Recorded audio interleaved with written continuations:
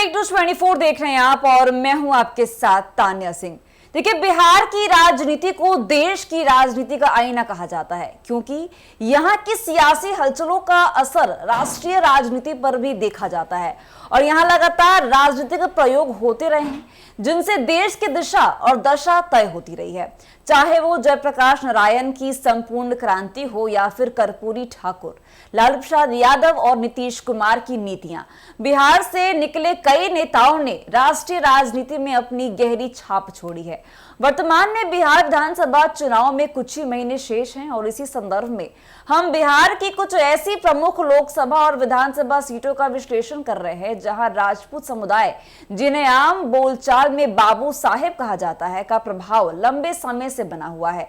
इन सीटों में औरंगाबाद, वैशाली, पूर्वी चंपारण तीनों लोकसभा, बाढ़ और जमुई दोनों विधानसभा का नाम प्रमुखता से लिया जाता है। और सबसे पहले बात करें औरंगाबाद लोकसभा क्षेत्र की तो इसे बिहार का चित्तौड़गढ़ कहा जाता है। 1957 में इसका गठन हुआ था और शुरुआत में यह कांग्रेस का गढ़ रहा। कांग्रेस ने यहां से 7 बार जीत दर्ज की है। कुल 13 लोकसभा चुनाव में से 2 प्रमुख राजपूत परिवारों का यहां वर्चस्व रहा। स्वतंत्रता संग्राम सेनानी और बिहार के पहले उप मुख्यमंत्री अनुग्रह नारायण सिंह का इस क्षेत्र से गहरा नाता रहा। उनके पुत्र सत्येंद्र नारायण सिन्हा राज्य के मुख्यमंत्री और 6 बार सांसद रहे। उनके परिवार की राजनीतिक विरासत को निखिल कुमार और श्यामा सिंह ने भी आगे बढ़ाया। दूसरी ओर राम नरेश सिंह और उनके बेटे सुशील सिंह ने भी इस क्षेत्र में अपनी मजबूत पकड़ बनाई। सुशील सिंह 4 बार सांसद रह चुके हैं। वैशाली लोकसभा क्षेत्र की बात करें तो यहाँ की राजनीति में भी राजपूतों का खासा प्रभाव रहा है। अधिकतर चुनाव में मुकाबला राजपूत बनाम राजपूत ही देखने को मिला है और कुछ ही बार भूमियार बनाम राजपूत संघर्ष हुआ, लेकिन जीत अधिकतर राजपूत उम्मीदवारों को ही मिली। बता दें कि 90 के दशक के बाद से यह सीट प्रायः किसी न किसी राजपूत उम्मीदवार के पक्ष में जाती रही है।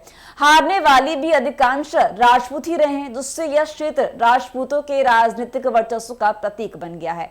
पूर्वी चंपारण लोकसभा क्षेत्र में भी स्वर्ण जातियों, खासकर राजपूतों और ब्राह्मणों का वर्चस्व लंबे समय से कायम है।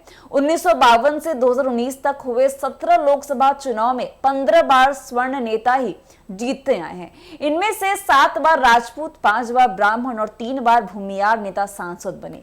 केवल 2 बार गैर स्वर्ण उम्मीदवारों ने जीत दर्ज की और 1964 में प्रभावित गुप्ता और 1998 में रमा देवी जो वैश्य समुदाय से थी।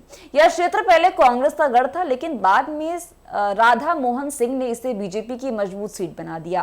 राजपूत समाज से आने वाले राधा मोहन सिंह 6 बार सांसद रह चुके हैं और 2009 से 2019 तक लगातार 3 बार उन्होंने जीत दर्ज की। जमुई विधानसभा क्षेत्र की बात करें तो यहां भी राजपूत समुदाय का खासा प्रभाव रहा है। अब तक इस सीट से 11 बार राजपूत नेताओं ने जीत हासिल की है। विधानसभा अध्यक्ष रह चुके त्रिपुरी प्रसाद सिंह इस क्षेत्र से 4 बार विधायक बने। सुशील कुमार सिंह ने लोजपा और जदयू से 3 बार क्षेत्र का प्रतिनिधित्व किया। इसके अलावा नरेंद्र सिंह, उनके पुत्र स्वर्गीय अभय सिंह और अजय प्रताप जैसे राजपूत नेता भी इस क्षेत्र के विधायक रह चुके हैं। वहीं 2015 में पहली बार यादव समुदाय से विजय प्रकाश ने इन सीट पर जीत हासिल की, लेकिन 2020 के विधानसभा चुनाव में बीजेपी की श्रेयसी सिंह ने उसे भारी मतों से हराया।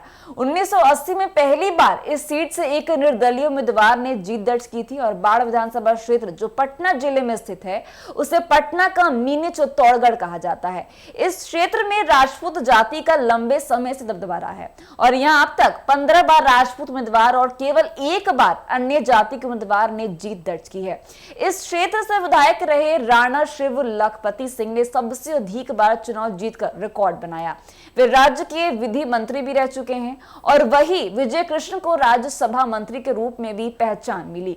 इस क्षेत्र की राजनीति में राजपूतों की भागीदारी सदैव निर्णायक रही है। तो ऐसी अपडेट्स के लिए बने रहिए हमारे साथ और देखिए एक न्यूज़ 24। दीजिएगा इजाजत। धन्यवाद।